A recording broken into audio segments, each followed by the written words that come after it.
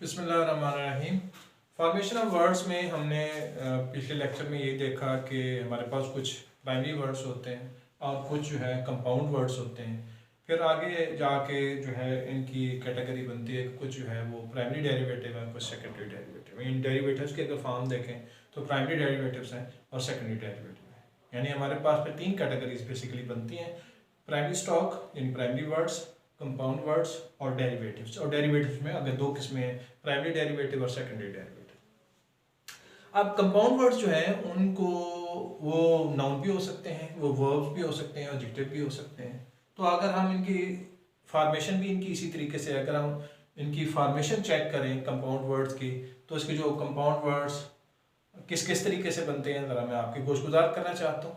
ज़रा देख लेते हैं जी। बड़ी इंटरेस्टिंग गेम है, बड़े गौर से हम इनको स्टडी कर सकते हैं। और जो है ये पहली दफ़ा हमारी नज़र से नहीं गुजरे, लेकिन हमने इसको इस तरह गौर नहीं किया होगा कभी। मिसाल के तौर पर हम कुछ वर्ड्स कंपाउंड ऐसे बना लेते हैं कि एक नाउन है, दूसरा भी उसके साथ नाउन मिला के एक और वर्ड काइंड कर लेते हैं। जैसे मून लाइट, यानी टू वर्ड्स थे, दोनों को हमने कंबाइन किया, मून लाइट एक नाम बना लिया। इसी तरीके से आम एक और वर्ड था और चेयर एक और वर्ड था, तो हमने आम चेयर बना लिया, तो कंपाउंड नाउन है आम चेयर। इसी तरीके से पोस्ट एक वर्ड था और मैन साथ लगा के हमने पोस्टमैन बना लिया। हमारे यहाँ आमतौर पर यूज होता है पोस्टमैन, कंपाउंड वर्ड्स। इसी तरीके से जेल बर्ड, मतलब वो शख्स होता है जो कि आदि मुजरम होता है, यानी कि वो 10 दिन पहले भी जेल था और जनाब 15 दिन बाद फिर जेल में होगा, यानी कोई ना कोई उसने ऐसा चांस चढ़ा देना है जिसकी वजह से जेल जाना पड़ जाना है, उसे जेल बर्ड कहते हैं। तो इसमें दो नाउन है जी, एक ये और एक ये, दोनों को हमने प्लस करके एक और वर्ड काइंड कर लिया जेल बर्ड का। तो इसमें हमने देखा पहली कैटेगरी में कि हम नाउन के साथ नाउन कंबाइन करके वर्ड बनाते जा रहे हैं। ठीक है जी, एक तरीका तो ये हो गया। दूसरा तरीका ये है कि हम एडजेक्टिव के साथ नाउन कंबाइन कर लें।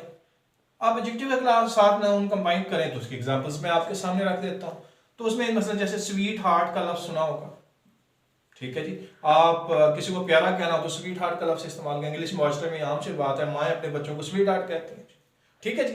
तो लिहाजा इसमें स्वीट एडजेक्टिव है और हार्ट जो है नाउन है, तो इसमें एडजेक्टिव और नाउन का कॉम्बिनेशन करके हमने एक वर्ड काइंड कर लिया। इसी तरीके से नोबल एडजेक्टिव है और मैन जो है नाउन है, वंस इन अगेन एडजेक्टिव और नाउन का कॉम्बिनेशन है।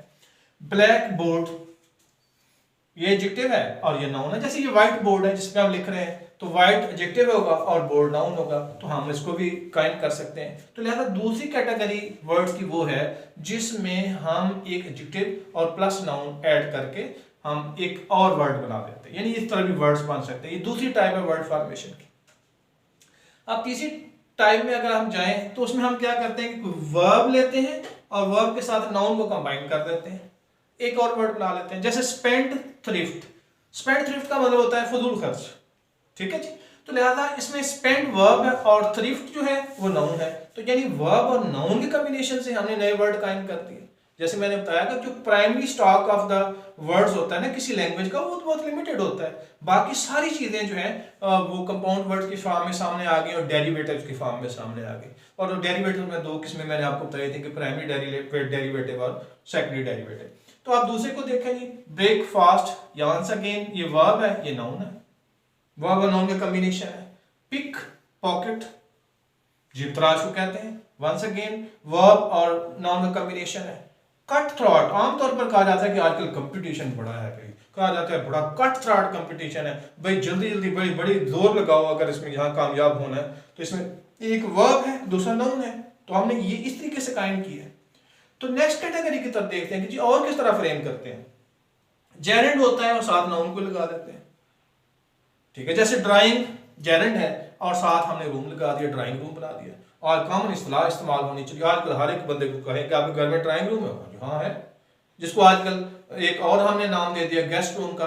गेस्ट रूम कहें तो हमने नाउन प्लस नाउन इस तरह कंपाउंड बना लिया, और ड्राइंग रूम कहें तो हमने जेरेंड प्लस नाउन हमने किया, इस तरह नाउन बना लिया। इसी तरीके से राइटिंग डेस्क आम इस्तेमाल होता है कि राइटिंग डेस्क होना चाहिए बच्चे का, घर में भी और स्कूल में भी, अदारों में भी, जहां बैठ कर बच्चा लिख सके, राइटिंग डेस्क इसे कहते हैं। तो एक जेरेंड है और दूसरा जो है नाउन है। इसी तरीके से लुकिंग ग्लास टर्म इस्तेमाल होती है, लुकिंग ग्लास उस खूबसूरत मिरर को देखते हैं जिसमें सुबह सुबह आप उठ के जनाब अपने आप को देख रहे होते हैं, कंघी कर रहे होते हैं और जनाब अपनी आपको खूबसूरत बना रहे होते हैं। तो लुकिंग ग्लास में लुकिंग जो है वो जेरेंड और ग्लास नाउन है। स्पेलिंग बुक, छोटे बच्चे स्पेलिंग याद करते हैं, स्पेलिंग बुक को अगर हम देखें तो इसमें स्पेलिंग जो है वर्ड वो जेरेंड है और बुक नाउन है, तो वंस अगेन जेरेंड और नाउन का कॉम्बिनेशन। इधर देखें अगर नेक्स्ट, तो वर्ब और एडवर्ब कॉम्बिनेशन से भी बना सकते हैं। ड्रॉ बैक एक वर्ब है और आगे एडवर्ब है।